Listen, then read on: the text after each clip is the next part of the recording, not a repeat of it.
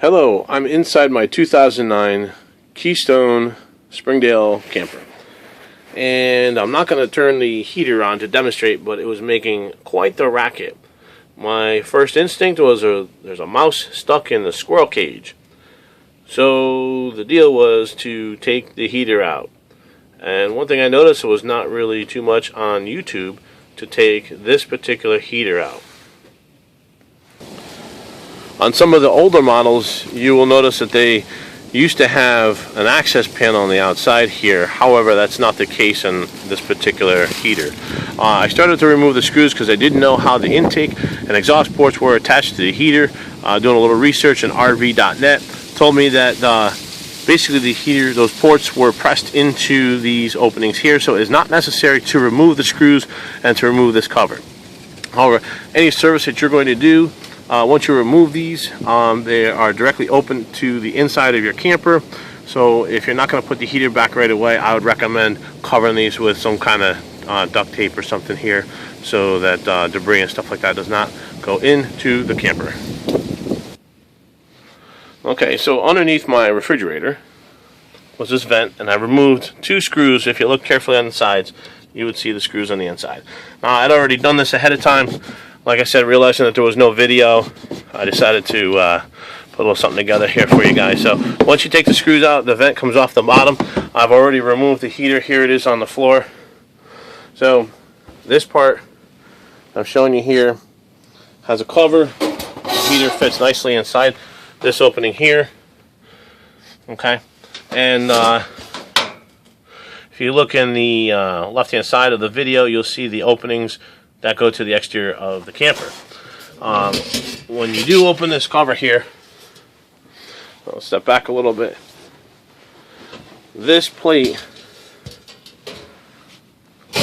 is on the front of the heater. Okay, two screws, remove the plate, and get you access to inside your Suburban heater.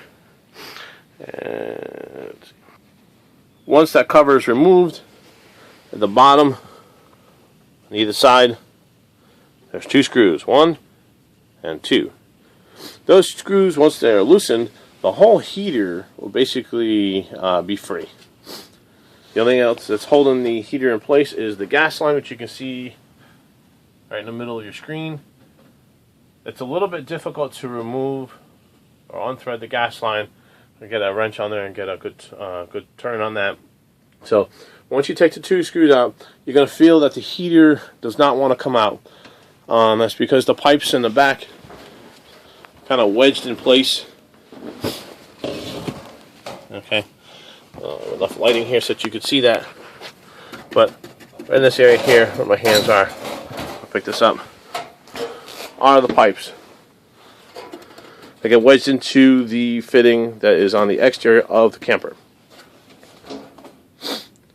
So once you wiggle this thing back and forth, you can then get the gas line in a position, because it's got a good curl to it, that you can unthread the gas line.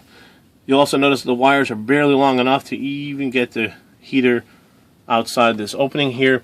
So what I did is I trimmed the wires. The two blue wires are for the blower, which comes from the thermostat.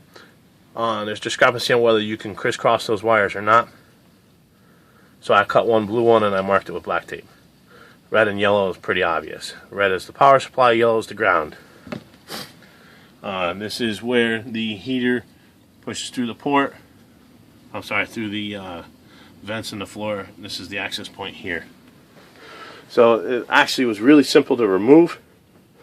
My suspicion was correct. I do have a mouse that's stuck in the squirrel cage. That puppy's wedged in each of those fins. So now to take that apart, I remove the contents or the remains of the mouse and put this back together. I hope that this video was good for you guys. Like I said, I was a little baffled about how this pulls apart from the ports on the exterior of the camper. Like I said, they do wedge into place, a good wiggle back and forth. So you remove the two screws from each of the bottom of this wood structure here.